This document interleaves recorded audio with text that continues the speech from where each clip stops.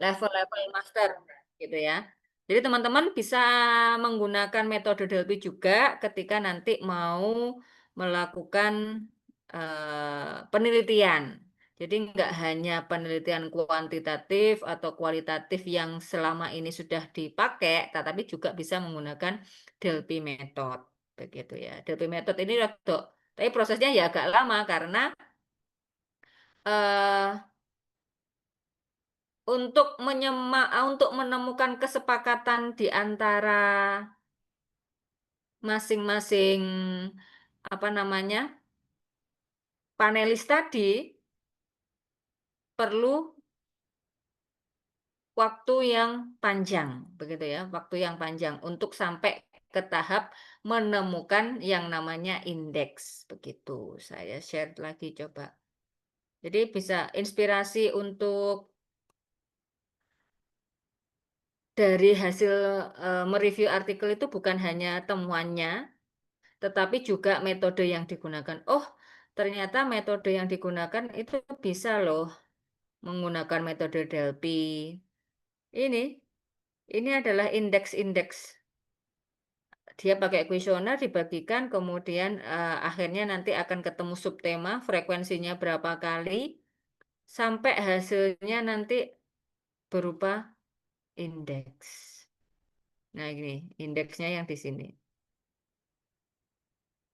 Selain metode Delphi, untuk melihat kesenjangan, teman-teman bisa memanfaatkan biasanya di kesimpulan itu akan ada yang namanya future reset gitu. Sebaiknya nanti ke depannya yang belum diteliti itu tentang apa ya, kayak gitu ya.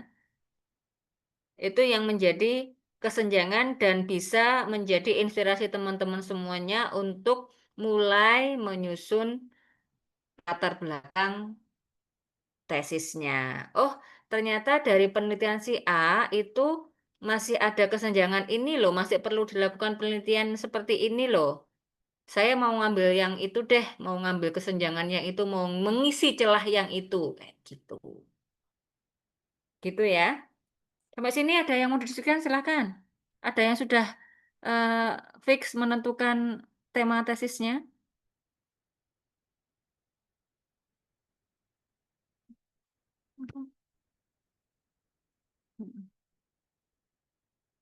Silakan, yang mau berdiskusi, monggo. Permisi, Bu Dia, saya izin tanya mengenai Delphi metode ini. Kalau Mm-mm. tadi kan Bu Dia menjelaskan Delphi metode itu metode mix yang diawali dari fase kualitatif dari menggunakan panelis ahli. Nah, apakah penggunaan panelis ahli ini ditentukan misal dari umur atau kategori apa untuk menghasilkan nilai indeks scoring itu yang akurat atau dapat terpercaya gitu, Bu? Apa gimana untuk penentuan dari panelis-panelisnya tersebut? Oke, jadi untuk memilih panelis, tentunya ketika kita memilih apa ya istilahnya, memilih responden pun harus sesuai dengan harus relevan dengan penelitian kita, begitu kan ya. Demikian juga untuk panelis. Panelis ini dipilih ketika dia punya background tertentu, misalnya dia spesifik untuk dia punya sertifikasi di khusus bagian pendampingan UMKM, begitu ya. Dia memang kalau saya mau meneliti tentang bagaimana sih menyusun strategi UMKM agar berkelanjutan, indikator apa yang bisa digunakan agar UMKM itu bisa berkelanjutan? Saya mau pakai Delphi Method agar nanti saya akan menemukan indeks indeks keberlanjutan UMKM. Maka saya akan memilih ahlinya dari mana yang bisa menilai UMKM itu berlanjut atau tidak. Berarti salah satunya pasti dari pihak Dinas Koperasi UMKM. Ada orang-orang dari stakeholder itu. Kemudian dari expert lainnya dari akademisi yang fokusnya adalah tentang UMKM atau sustainability business. Kemudian dari eh, pelaku UKM yang mana dia terbukti sudah sekian tahun bisnisnya itu berjalan, begitu. Jadi penentuan untuk panelis ini itu didasarkan keekspertannya atau keahliannya itu didasarkan dari pengalaman kerja dia, begitu ya. Dia punya sertifikasi tertentu sehingga kita bisa memilih panelis. Beda dengan responden di atau informan di kualitatif. Kalau informan di kualitatif itu kan lebih condong kita ada kalau misalnya fenomenologi kita spesifik ke pendapatnya seseorang, itu pendapat individu yang relevan dengan penelitian, begitu ya. Tetapi kalau yang Delphi Method ini memang kriteria utamanya harus ahli. Dia harus punya pengetahuan mendalam di bidang tersebut. Dari praktisi. Kalau misalnya tadi saya mau membuat indeks keberlanjutan UMKM, maka saya harus melibatkan panelisnya dari Dinas UMKM. Dari akademisi yang mana dia punya eh, sertifikasi atau kekhususan kepakaran di bidang sustainability business. Nanti dikombinasikan dengan pelaku UKM yang mana terbukti bahwasanya dia itu sudah bisa mengelola bisnis sekian tahun. Artinya dia sudah berpengalaman langsung terkait topik eh, bisnis yang berkelanjutan. Begitu ya Mbak Kirana ya. Lalu jumlah panelisnya berapa kira-kira? Baik, Bu. Kalau kualitatif, kalau kualitatif itu kan informannya minimal 3 tuh. Kalau panelis ya paling enggak 10. Jadi kita nanti akan menggabungkan benar-benar expert-expert itu kita kasih eh, draft pertanyaan. Setelah itu ketemu codingnya, habis itu kita balik lagi round keduanya untuk menentukan dari sekian tema ini nanti yang paling penting itu yang bagian mana, sehingga dia akan muncul skor bahwasanya oh untuk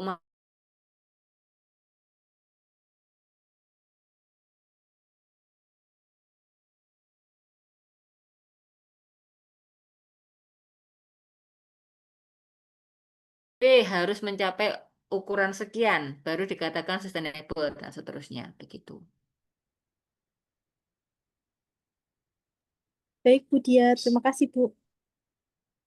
Sama-sama. Yang lainnya silakan.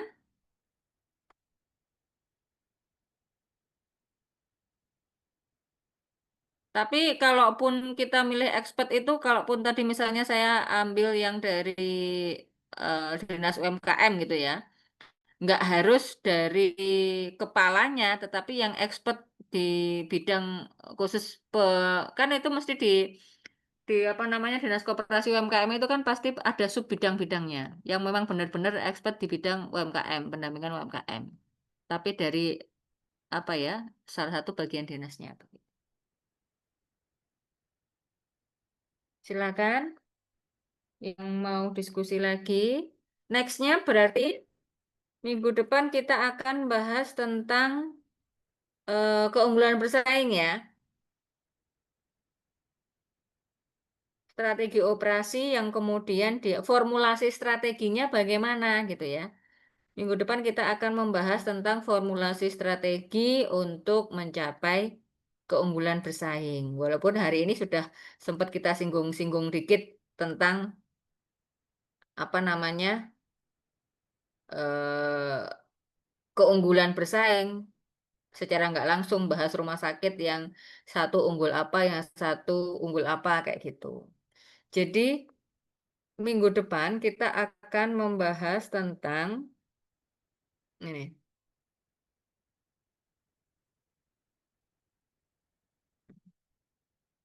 Formulasi strateginya bagaimana nih? Implementasi strategi operasi dalam konteks global dan lokal. Kalau ini tadi kita bahasnya tentang konsep strategi operasi. Kata kunci untuk mencari referensi untuk direview adalah yang berhubungan dengan operation strategik dan juga competitive advance. Gitu ya, kalau nyari artikel ya.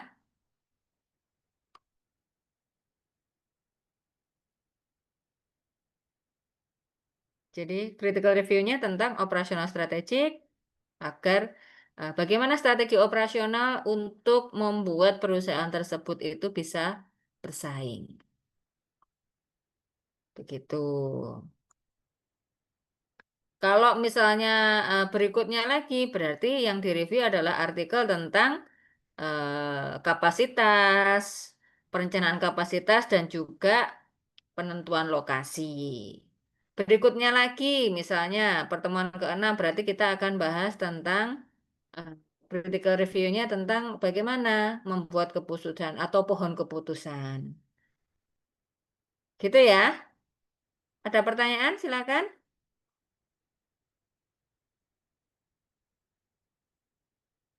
Sudah ada gambaran kira-kira mau ngambil konsentrasi apa? Ya sudah tinggal revisi aja, Bu. Wes, keren, keren.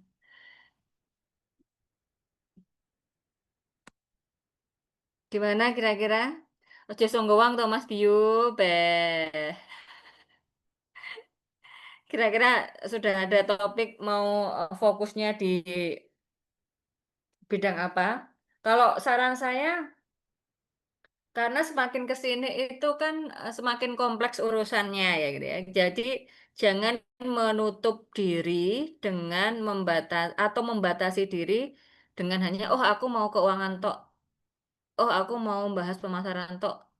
Jangan seperti itu. Sebaiknya bisa lebih luas spektrumnya, misalnya membahas tentang keunggulan bersaing, bahas tentang keberlanjutan bisnis, begitu ya. Itu nanti akan spektrumnya lebih luas sehingga variabel-variabelnya pun juga akan bervariasi. Kemampuan teman-teman juga akan apa ya, nggak melulu di satu topik, biar nanti nggak terbatas saja, nggak terbatas keilmuannya. Kalau dari segi prodi gitu ya, segi prodi kemudian yang mana prodi itu merujuk pada universitas, prioritas riset yang saat ini di bidang ekonomi itu ada di risiko ekonomi kreatif, kemudian strategi keunggulan bersaing, terus keberlanjutan bisnis, resiliensi, seperti itu. Jadi barangkali nanti teman-teman bisa mulai berpikir, mulai menentukan resiliensi atau topik sustainability business, topik untuk apa namanya competitive advance dan seterusnya, begitu. Gitu ya. Sampai sini ada yang mau didiskusikan? Silahkan. Sudah absen teman-teman? Bisa absen disiakan enggak? Bisa, Ibu. Sudah. Tadi Mbak Ayu yang belum. Orangnya sambil jalan soalnya jadi kelewat tadi absennya. Gimana? Mbak Wisda ini ada teman baru. Kira-kira jadi merger gak ini Mbak Wisda? Gimana, Bu? Jadi satu sama temen baru, Bu. Udah Ada teman baru loh. kongkal katanya. Ada Mbak Serly loh. Bisa aku loh. Podo akuntansinya loh. Pak D bisa melepaskan nggak? Oh, Mr. D bisa melepaskan gak? Iya Bu tadi. Kayaknya kurang legowo, Kak D. Iya Bu tadi udah diskusi sama Mbak Sarli juga. Oke. Ya, setiap apa namanya perkuliahan itu pasti ada seleksi alam ya teman-teman ya. Ada yang rajin, anak yang gak rajin kayak gitu. Tapi nanti sebisa mungkin Mas Biyu ini bisa mengakomodir semua teman-temannya, ben semangat, terus juga memfasilitasi teman-temannya kalau ada keluhan, saling mendukung. Life is colony jadi. Iya nggak sih? Life is colony jadi. Mbak Samsi tadi sempat masuk ya? Tadi sempat masuk Mbak Ayu terus izin iya. sempat masuk terus izin. Iki Rizky iki juga ngerti iki nyang ndi iki. Cuma Oke lah. cuma linknya Zoom cuma dibaca Bu, tapi orangnya nggak juga. Kalau ditanya sama lanjut kuliah enggak? Iya Bu lanjut. Oke. Ya udah nanti dilihat akhirnya. Begitu. Itu mungkin yang kita bahas malam ini ya teman-teman terkait dengan konsep strategi operasional. Barangkali saya pengen tahu update dari rencana observasinya kira-kira jadinya kemana? Sudah ketemu tempatnya apa belum? Mak Iko ya. Kemarin itu saya sempat WA ke Pak Rifki ya. Karena bayangannya adalah kita sekalian melakukan pengabdian biar tahu masalah akar rumput itu seperti apa agar kita bisa membantu menyelesaikan itu dengan keilmuan yang kita miliki begitu loh. Maksudnya seperti itu. Kira-kira jadinya kemana? Jadinya kemana Pak Rifki? Kemarin teman-teman diskusi lebih ke ini Bu, lebih ke bakpia yang ditawarkan Oh. kemana gitu.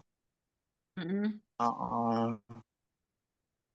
Jadi lebih ke sana sih gitu. Terus kan apa ya kalau kemarin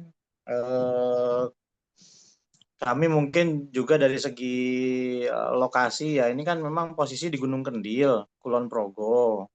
Itu agak lumayan harus naik memang itu lokasinya. Nah, kalau kami sih dari lembaga sih terbuka saja, monggo kalau memang mau ada pengabdian. Nah, cuman kemarin arahan apa namanya kesimpulan teman-teman lebih ke Mbak Pia, monggo. Tapi ya. Gitu. Iya. Tapi ke Mbak Pia aman ya? Maksudnya kita bisa apa namanya istilahnya menggali informasi tentang istilahnya mereka masalah akar rumputnya apa nih? Kira-kira nanti solusi yang bisa kita berikan apa gitu bisa nih ya? Bisa ya Mbak Kirana? Saya ingin masuk Bu, kemarin dari bahasan teman-teman Mm-mm. itu eh, di dua lokasi Bu, karena Mm-mm. eh, untuk yang di Bapia yang seperti UMKM itu Bu, yang di Kampung Pato itu, sama yang kayak di Bapia Juara itu Bu. Gimana Bu? Kalau dari Hmm. ya gimana? Maksud dari teman-teman mungkin sebagai pembanding ya Bu ya, dari mulai produksinya, Mm-mm. strategi pemasarannya juga mungkin bisa di-compare dari dua dua lokasi tersebut. Tapi kalau dari Bu Diah gimana Bu? Maunya yang seperti Loh, apa? Enggak, ya soalnya nggak masalah sih. enggak dari Mm-mm. teman juga bingung kan, Bu Diah nggak sempat bilang kalau nggak gitu yang di Gunung Kendil itu, tapi dari teman-teman juga bingung itu yang kayak gimana, fokusnya itu di apa gitu Bu.